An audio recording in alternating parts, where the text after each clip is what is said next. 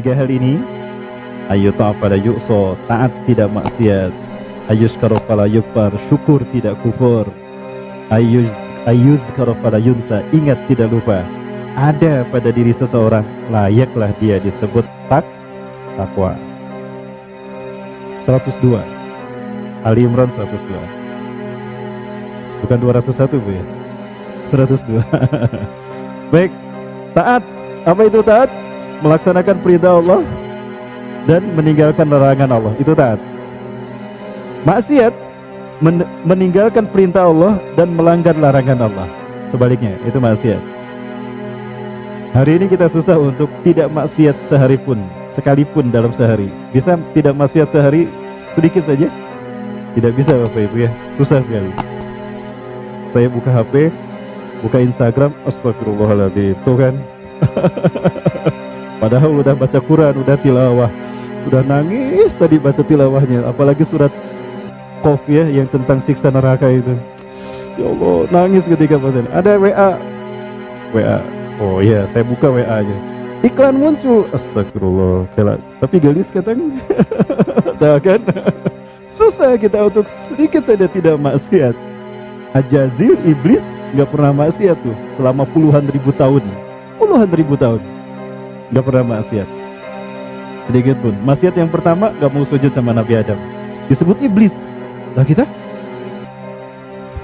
nauzubillah. Banyak yang tidak sholat sekalipun setiap harinya ya. Nah itu taat tidak maksiat. Yang kedua, syukur tidak kufur. Apa itu syukur? Syukur adalah menggunakan semua karunia yang Allah berikan pada kita untuk mentaati Allah di jalan yang Allah ridhoi. Itu syukur. Ya, menggunakan semua apa yang Allah karuniakan pada kita, diberikan harta, digunakan di jalan Allah untuk ketaatan pada Allah. Itu syukur kita atas harta. Diberikan usia kita digunakan untuk ibadah. Nah, itu syukur atas usia. Diberikan ilmu digunakan di jalan Allah, di jalan yang Allah ridhoi. Nah, itu syukur atas ilmu. Ya, dikasih istri, iya, syukur atas istri gimana? Dididik supaya taat kepada Allah. Dikasih jomblo, sabar di jalan Allah. Nah, itu syukur juga. Jomblo juga harus disyukuri ya. Ya, bagaimana syukur kepada jomblo dalam kejombloan? Bersabar untuk menahan diri dari zina, menahan diri dari syahwat. Baik, kemana tadi? Yang kedua, syukur tidak kufur. Kufur atas nikmat dari Allah adalah ketika apa yang Allah karuniakan digunakan di jalan yang tidak Allah ridhoi. Bukan untuk ketaatan kepada Allah, tapi untuk maksiat kepada Allah. Nah, itu kufur nikmat. Azab akan turun ketika manusia kufur kepada nikmat Allah. Contoh Bu, contoh saja. Mana yang paling kaya di antara dua negara ini? Antara Indonesia dengan Brunei Darussalam. Indonesia Bu. Brunei dengan Kalimantan, masih kaya Kalimantan. Kecil Brunei, betul? Baik. Indonesia negara terkaya di dunia, makanya banyak yang pengen sama Indonesia, termasuk Cina pengen sama Indonesia.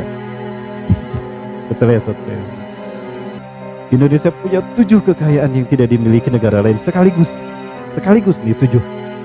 Kita punya emas, kita punya gas alam terbanyak di dunia, kita punya batu bara, kita punya tanah subur, kita punya hutan tropis yang luas, betul, paru-paru dunia. Kita punya destinasi wisata yang sangat luar biasa. Karena kita negara kepulauan, setiap sudutnya adalah destinasi wisata. Dan kita punya laut terluas di dunia, 7. Sampai kita dijuluki the largest archipelago in the world. Mana negara yang lebih kaya dari Indonesia? Tidak ada. Ya. Maka tidak tanggung-tanggung 3,5 abad Belanda menjajah kita, saking kayanya kita. Dan Belanda keberatan Indonesia merdeka. Ya. Jadi Indonesia dengan Brunei kayak mana? Indonesia. Sejahtera mana Indonesia dengan Brunei? Nah, itu dia. Baik, ada yang pernah mendengar sekali saja seumur hidup diberitakan Brunei terkena bencana alam, tsunami, gempa, longsor, sekian orang meninggal dunia? Seumur hidup belum pernah, sekalipun. Oh iya, pernah ya? Nggak pernah dengar. Di Indonesia? Kok bisa? Kita mayoritas Islam, banyak ulama di tanah air ini, bahkan hebat-hebat ulamanya. Ketika mereka bicara, banyak ribuan orang tertarik dengan ucapan dan penceramahannya. Tapi bisakah merubah Indonesia menjadi lebih baik? Jadi apa masalahnya antara Indonesia dengan Brunei, Bapak? Di Brunei Darussalam, dua yang disebutkan Rasulullah ada. Ada dua pilar dari umatku. Jika kedua-duanya baik, baiklah umatku, sejahteralah umatku. Dan apabila kedua-duanya buruk, buruklah umatku, hancur umatku. Siapa dua pilar tadi? Al-ulama wal umara. Ulama dan pemimpinnya. Ketika ulamanya lurus, istiqomah dalam Quran dan Sunnah, pemimpinnya taat kepada para ulamanya, ya, melaksanakan tugas amanah kepemimpinannya sesuai dengan arahan para ulama, sejahtera. Di saat para ulama kita dibantai, dibunuh sama Nugelo, Hasan al-Bolkiah bilang sama para ulama kita, wahai para ulama Indonesia, jika kalian dihinakan di negara kalian, kami Brunei siap memuliakan kalian. Datanglah ke Brunei Darussalam. Allahu Akbar. Itu Brunei Darussalam, Bu. Dan Hasan al-Bolkiah mengatakan sejak dia berkuasa, kami Brunei Darussalam akan menegakkan syariat Islam. Itu deh, Bu, bedanya Indonesia dengan Brunei. Jadi gak pernah dengar bencana di Brunei ya? Sampai hari ini belum. Ya sama, Bu. Kemudian yang ketiga, LGBT di Brunei hukumannya dihukum mati. Di Indonesia dikasih award hadiah. Dan yang ngasih Menteri Agama. Allahu Akbar. Baik, selamat datang di Indonesia akhir bulan. Akhir zaman. Kembali pada yang tadi. Jadi di mata Allah Azza wa Jalla, seseorang dimuliakan bukan karena cantiknya, seseorang mulia bukan karena tampannya, seseorang mulia bukan karena kekayaan dan pangkatnya, tidak. Tapi orang mulia di sisi Allah adalah karena takwa.